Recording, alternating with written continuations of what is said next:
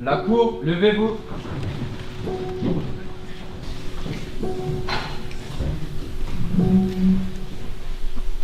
L'audience est ouverte. Vous pouvez vous asseoir. Monsieur le Petit, levez-vous, levez-vous. Asseyez-vous, monsieur Petit. Bien, vous êtes ici pour votre compte-rendu psychologique en vue du procès qui aura lieu dans quelques mois. Si je ne me trompe pas, vous êtes accusé du meurtre sur François Dubois dans le cadre d'une tentative d'assassinat sur son fils Léo. Celui-ci est l'ex-conjoint de votre femme, Adèle Moreau, qui est elle-même accusée de complicité au meurtre et à l'assassinat qu'on vous incrimine. Mesdames et messieurs les assesseurs, avez-vous des questions à poser? Monsieur Petit. Sachez cependant que je ne suis pas là pour vous juger, bien au contraire. Je souhaite contextualiser davantage votre cas, pour qu'on comprenne vraiment qui vous êtes, sans préjugés. Je vais donc vous poser quelques questions sur votre vie, sur vos relations, sur votre façon de voir les choses, de gérer vos émotions. Et je voudrais que votre parole soit la plus sincère et la plus libre possible. D'accord? Est-ce que ça vous convient? Oui.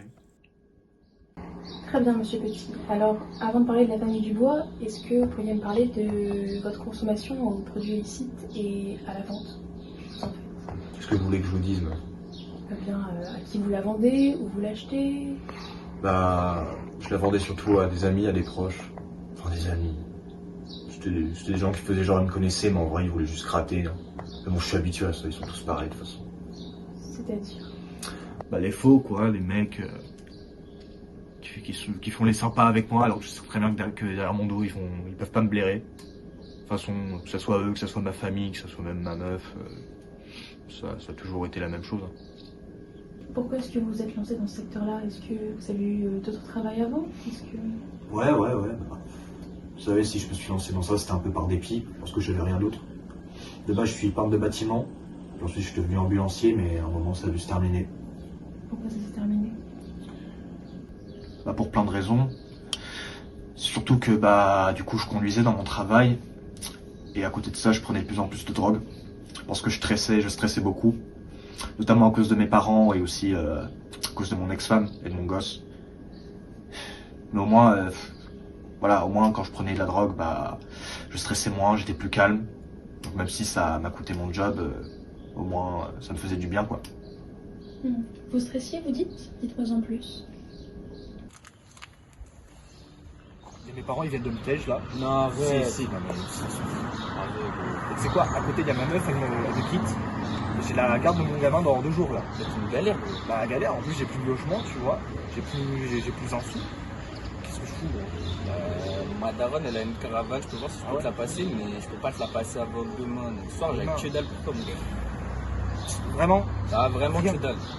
Vas-y, je sais même pas s'il y a de la place chez moi, mais ouais. Ça fait depuis mon enfance que je suis en train de me détruire. Mais la majorité du temps, c'est les autres qui veulent me faire du mal. Que ce soit mon père, ma mère, ou même mon oncle, ce gros pervers. Au moins quand je prends de la drogue, même si je sais que ça me détruit, au moins c'est moi-même qui me détruit, genre j'ai le contrôle, tu vois. Un peu de contrôle sur ma propre destruction. C'était un peu mon seul moyen de sentir que j'appartenais à ce monde, parce que en temps normal, bah, j'ai l'impression que le monde ne m'aime pas, que tout le monde veut me faire du mal, et les drogues, ça me servait de refuge. Et je sais que quand j'en prends, bah, je réfléchis pas. C'est comme si mon corps il agit malgré moi, comme si mon cerveau il était en pilote automatique. Et voilà, comme si c'était pas moi qui agissais. Je dirais qu'en général, bah, c'était le bazar parce que je stressais beaucoup. Je devais gérer le gamin et je voulais pas qu'il ait un SDF comme père. Du coup, je me débrouillais pour lui. Mais franchement, c'était pas du contrôle ou même de la peur que je ressentais. Si ce n'était pas pour mon fils, franchement, je ne ressentirais rien. Franchement, ma vie n'avait plus aucun sens, j'étais prêt à tout laisser tomber. Enfin, tout ça jusqu'à ce que je rencontre Adèle. C'était une de mes clientes, et franchement, avec elle, je m'entendais bien. Il y avait un truc, quoi, genre, on riait bien ensemble, on avait les mêmes goûts, enfin, ça passait, quoi. Et en plus, je l'ai libéré de son mec, là, Léo.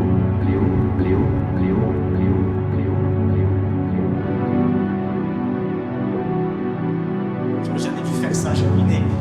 ma propre vie, j'ai ruiné la vie de ma famille, j'ai ruiné la vie de mon enfant, j'ai ruiné la vie de ma femme et j'ai ruiné la vie de Léo aussi. Vous savez pas ce que ça fait que tuer un homme. Vous savez pas ce que ça vous fait à l'intérieur. Vous vous sentez même plus humain.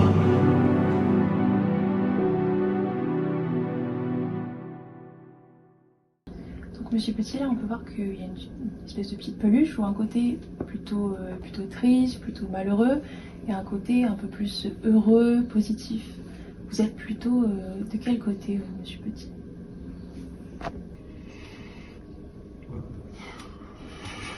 Je sais pas. Eh bien, merci beaucoup, Monsieur Petit, de vous être confié à moi. Les éléments qu'on a évoqués ressortiront lors du procès.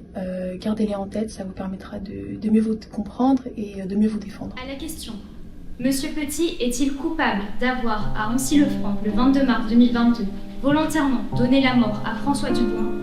Il a été répondu oui. À la question, l'accusé a-t-il agi avec préméditation? Il a été répondu oui. À la question, l'accusé Hugo Petit est-il coupable d'avoir, à Ancy-le-Franc le 22 mars 2022, volontairement tenté de donner la mort à Léo Dubois? Il a été répondu oui. Et à la question, l'accusé a-t-il agi avec préméditation? Il a été répondu oui par la Cour du juge. En conséquence, la Cour et le jury déclarent Monsieur Petit coupable d'assassinat et tentative d'assassinat et condamne Monsieur Petit à la peine de 18 années de réclusion criminelle et prononce la confiscation des scellés.